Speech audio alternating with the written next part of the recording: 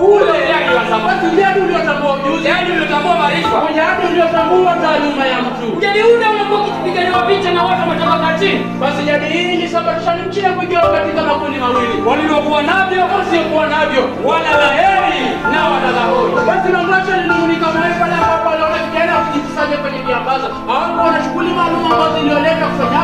Waliokuja hapa ili kupiga gumzo.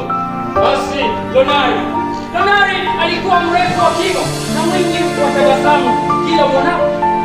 Basi aliweza kuzungumza kwa tuo kana kwamba anapima mawazo yake kabla ya kunena neno lolote.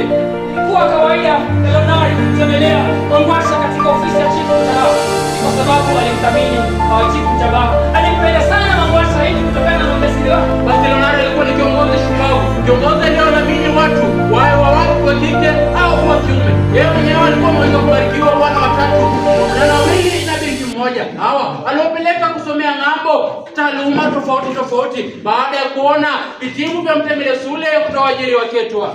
Leo hii basi Lonari amemtembelea Mangwasha katika ofisi ya Chifu Mtabaha. Basi Mangwasha alipomwona alifurahi, kwani alikuwa na jambo ambalo lilikuwa limemkera sana na ambalo kwalo alitaka kumwambia. Alipomwona walisalimiana kwa vicheko ambavyo katu havikumpendeza Chifu Mtabaha.